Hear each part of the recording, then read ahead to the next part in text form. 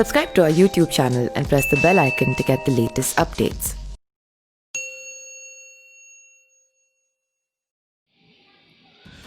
नमस्कार, मैं पिंटू सिंह यादव आप सभी का स्वागत करते हैं न्यूज़ लाइव में। दोस्तों, अभी 2 महीने पहले बिहार में विधानसभा चुनाव हुआ था और विधानसभा चुनाव की स्थिति कुछ ऐसी थी कि सरकार तो भले ही एनडीए की बन गई हो, लेकिन कंट्रोवर्सी अलग क्रिएट हुई, लड़ाई अलग क्रिएट हुई और एकदम ज़बरदस्त तरीके की लड़ाई बनकर उभरी थी। बात करें तो 243 विधानसभा सीट वाले बिहार चुनाव में 125 सीटों पर एनडीए अलायंस यानी कि जनता दल यूनाइटेड, भारतीय जनता पार्टी, हिंदुस्तान अवाम मोर्चा और विकासशील इंसान पार्टी यानी कि 4 पार्टियां जो है वो मिलकर चुनाव लड़ी थी और 125 सीट जीतकर बिहार में अपनी सरकार बना ली थी। बात करें तो आरजेडी भी काफ़ी ज़्यादा पावरफुल रही, ताकतवर रही और आरजेडी ने 110 सीटें जो है अपने दम पर जीत के दिखा दिया है। बात करें तो इसके अलावा भी कई सारे ऐसे पार्टियां थी, जैसे कि एलजेपी की बात करें तो 1 सीट जीती थी, वहीं बहुजन समाज पार्टी की बात करें तो 1 सीट वहां से जीती थी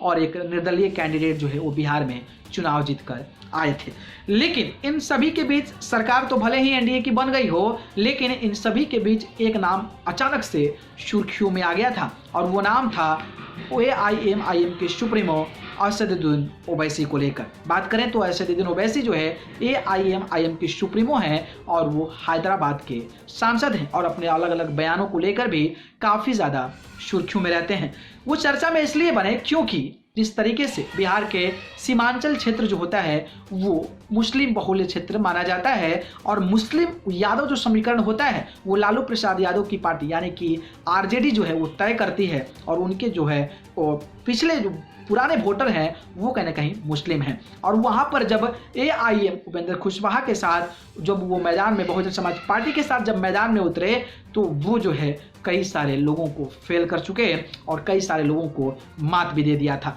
बात करें तो वैसी जो है वो सीमांचल के 5 विधानसभा सीटों पर चुनाव जीत गए, यानी कि जो आरजेडी के खाते में वो सीट आया करती थी वो एआईएमआईएम के सुप्रीमो ओवैसी के खाते में चली गई, जिसके चलते आरजेडी यानी कि राष्ट्रीय जनता दल तेजस्वी यादव और महागठबंधन को काफ़ी ज़्यादा नुकसान हुआ था। साथ में उस सीट के चलते 11 और सीटों पर भी महागठबंधन के समीकरण को बिगाड़ा था असदुद्दीन ओवैसी ने। तो आप इससे से अंदाज़ा लगा सकते हैं कि ओवैसी का जो शक्ति है, ओवैसी का जो पावर है और ओवैसी की जो क्षमता है और एआईएमआईएम टीम की जो क्षमता है वो कितने अच्छे तरीके से प्रगति कर रही है, जिसके चलते नई नई पार्टी बिहार में लड़कर 5 सीट जीतना एक बहुत बड़ी उपलब्धि होती है और उस उपलब्धि के साथ एनडीए को फायदा मिला और वहां पर एनडीए सरकार बना पाई और महागठबंधन जो है कुछ ही सीटों से वो पीछे रह गया। हालांकि कयास ये भी लगाए जा रहे थे कि अगर ओवैसी चुनाव नहीं लड़े होते तो महागठबंधन की सरकार लगभग बननी तय थी। लेकिन ओवैसी जब बिहार में 5 सीटों पर चुनाव जीते तो उनका मन और भी बढ़ गया है। लगातार अब वो जो है अलग अलग बयान दे रहे हैं। बात करें तो वो पश्चिम बंगाल में चुनाव लड़ने की बात कर रहे हैं और पश्चिम बंगाल में मुस्लिम लोगों का क्या हाल है, वहाँ पर मुस्लिमों की संख्या क्या है, ये आप बखूबी जानते होंगे। तो वो ऐसा कयास लगाया जा रहा है कि जब वो पश्चिम बंगाल में एआईएम लड़ेगी तो ममता बनर्जी को नुकसान होगा और भारतीय जनता पार्टी को फायदा होगा, जिसको लेकर ममता बनर्जी ने यह आरोप भी लगाए थे कि एआईएम के जो ओवैसी हैं वो बीजेपी के बी ग्रुप हैं, बी टीम है, जो कि पैसे लेकर वोट काटते हैं और अन्य पार्टियों को नुकसान करते हैं। वहीं अगर हम बात करें तो ओम प्रकाश राजभर से भी उन्होंने मुलाकात किया था और ओम प्रकाश राजभर से मुलाकात करके 2022 के यूपी चुनाव में चुनाव लड़ने की बात कही थी और यूपी में भी मुस्लिमों की क्या संख्या है ये आप बखूबी जानते होंगे, क्योंकि अखिलेश यादव जो है वो मुस्लिमों की भी राजनीति करते हैं। तो अगर ओवैसी यहाँ पर चुनाव लड़ते हैं तो कहीं ना कहीं इसमें भी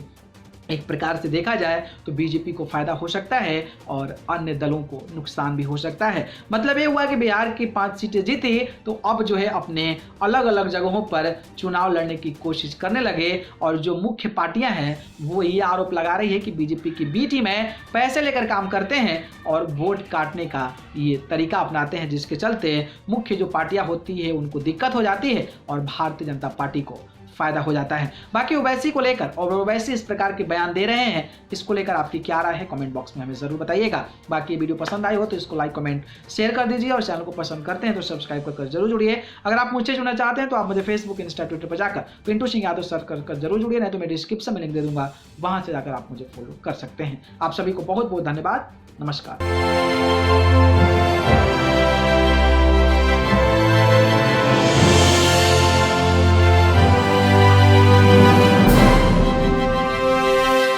Subscribe to our YouTube channel and press the bell icon to get the latest updates.